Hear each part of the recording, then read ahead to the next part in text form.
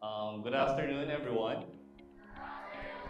Since kakakain nyo lang, and pare-pareho naman tayong mga Pilipino, pagkatapos kumain at busog, antok. Bad trip, di ba? Tapos ako yung magtotok. So it's a little bit challenging, I guess, to talk in front of you right now na busog kayo.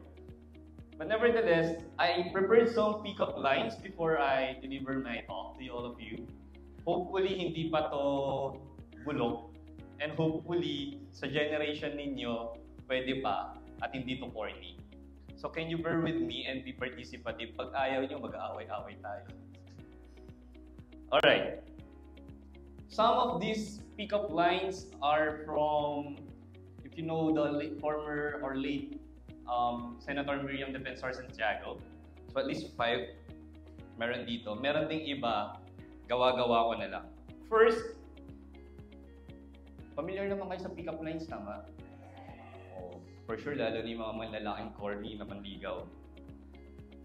Bakit hindi na-hold up o nananakawan ang mga politiko?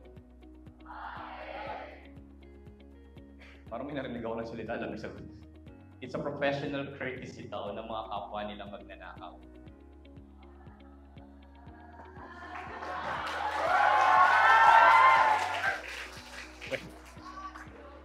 Pwede pa yung mga jokes ko, no? Di pa ako.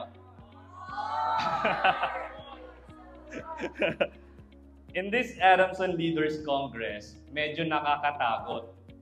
Kasi kung ang opposite ng pros ay cons, ano ang opposite ng progress? Eh di Congress.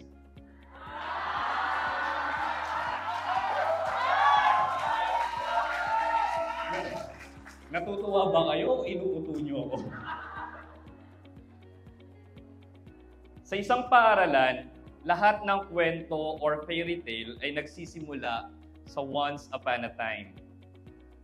After the schooling, or kapag allowed na kayong bumoto, ang totoong kwento at panloloko ay nag-uumpisa sa salitang, kung ako ang inyong iboboto.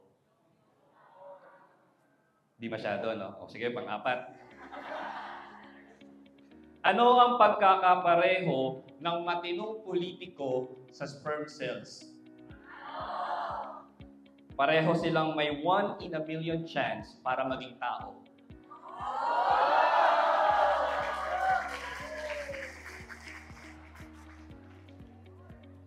Ang sabi, ang crush, parang math problem. Pag hindi mo alam, titigan mo na lang. Ang pagmamahal ko sa iyo ay parang putok.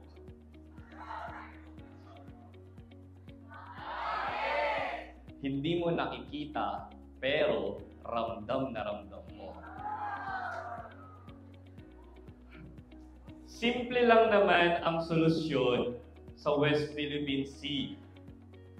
Kung gugustuhin lang ng gobyerno na immobilize ang mga assets natin, kagaya ng mga aswang, mangkukulang, mambabarang, si Cardo at ang mga taga-Encantadia, ay sure na ang panalo natin.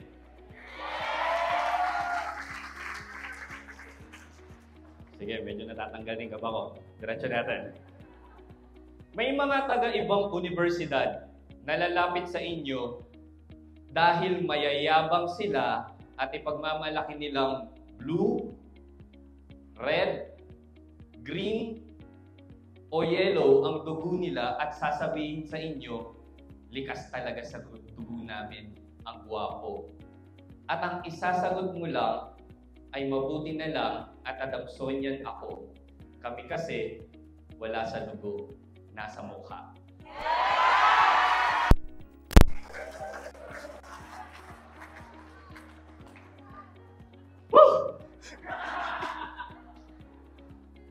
After years of studying, one Adamsonian girl met a guy.